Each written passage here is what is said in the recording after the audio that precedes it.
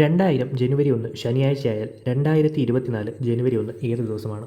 അപ്പോൾ കലണ്ടർ എന്ന് പറഞ്ഞ ടോപ്പിക്കിൽ നല്ലൊരു അടിപൊളി ചോദ്യമാണ് ഇത്. അപ്പോൾ നമുക്കിതിൻ്റെ ഉത്തരം എങ്ങനെ ചെയ്യുന്നത് നോക്കാം. ഇവിടെ 2000 ജനുവരി 1 നമുക്ക് ശനി എന്ന് തന്നിട്ടുണ്ട്. 2024 ജനുവരി 1 കണ്ടുപിടിക്കണം. നമ്മൾ ചോദ്യത്തിൽ പറയുന്ന കാര്യം അതുപോലെ എടുത്തെഴുതുന്നു. എന്താ? 2000 ജനുവരി 1 ഏത് ദിവസവും നമുക്ക് തന്നിട്ടുണ്ട്? ശനി എന്ന് തന്നിട്ടുണ്ട്.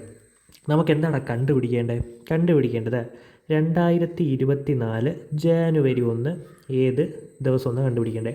അപ്പോൾ ഈ ക്വസ്റ്റ്യൻ്റെ പ്രത്യേകത മനസ്സിലാക്കുക. അതായത് വർഷങ്ങൾ തമ്മിൽ വ്യത്യാസം ഉണ്ടായിരിക്കും, പക്ഷേ കണ്ടുപിടിക്കേണ്ടത് സെയിം ഡേറ്റ് തന്നെ ആയിരിക്കും. ഓക്കെ അല്ലേ? അപ്പോൾ ഇതെങ്ങനെ ചെയ്യുമെന്ന് ചോദിച്ചാൽ നോക്കിയടാ, വെറും 3-4 സ്റ്റെപ്പേ ഉള്ളൂ. സിമ്പിളായിട്ട് ചെയ്യാം. നമ്മുടെ ഫസ്റ്റ് സ്റ്റെപ്പ്, ആദ്യത്തെ വർഷവും രണ്ടാമത്തെ വർഷവും തമ്മിലുള്ള വ്യത്യാസം എത്ര നോക്കുക. 2024 തമ്മിൽ എത്ര വർഷത്തെ വ്യത്യാസമുണ്ട്? നമുക്കറിയാം, 24 വർഷം. ഓക്കെ അല്ലേ? അത് എഴുതുന്നു. അതിനോടൊപ്പം ഒരു പ്ലസ് ഇട്ട് കൊടുക്കുക. ഇനി എന്ത് കൂട്ടണം എന്ന് ചോദിച്ചാൽ ആദ്യത്തെ ഡേറ്റ് മുതൽ രണ്ടാമത്തെ ഡേറ്റ് വരെ എത്ര ഫെബ്രുവരി 29 വരുന്നുണ്ടെന്ന് നോക്കുക. 2000 ഒരു ലീപ്പ് ഇയറാണ്. ഉറപ്പായിട്ടും അവിടെ എന്ത് വരുന്നുണ്ട്? ഫെബ്രുവരി 29. അടുത്ത ലീപ്പ് ഇയർ എവിടെയാണ്? 2004. അത് കഴിഞ്ഞ് 2008 ഒരു ഫെബ്രുവരി 29. അത് കഴിഞ്ഞ് 2012. അത് കഴിഞ്ഞ് 2016. അത് കഴിഞ്ഞ് 2020. ഓക്കെ. അപ്പോൾ ഇവിടെ ടോട്ടൽ എത്ര എണ്ണമുണ്ട്? ടോട്ടൽ 6 വർഷങ്ങളിലായിട്ട് എന്ത് വരുന്നുണ്ട്? ഫെബ്രുവരി 29 വരുന്നുണ്ട്.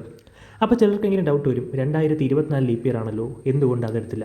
അതുകൊണ്ടാണ് ഞാൻ കൃത്യമായിട്ട് പറഞ്ഞത്, ഒരിക്കലും ലീപ്പ് ഇയർ കൗണ്ട് ചെയ്യരുത്. എത്ര ഫെബ്രുവരി 29 എക്സിസ്റ്റ് ആവുന്നു എന്ന് തന്നെ കൗണ്ട് ചെയ്യുക. നമുക്കിവിടെ കണ്ടുപിടിക്കേണ്ടത് 2024 ജനുവരി 1 നമ്മളവിടെ ഫെബ്രുവരിയിലോട്ട് പോകുന്നില്ല. അതുകൊണ്ട് തന്നെ അവിടെ ഫെബ്രുവരി 29 വരുന്നുണ്ടോ, അല്ലെങ്കിൽ 2024 ലീപ്പ് ഇയർ ആണോ എന്നുള്ള കാര്യത്തിന് അവിടെ ഒരു പ്രാധാന്യമില്ല. കാര്യം മനസ്സിലായോ?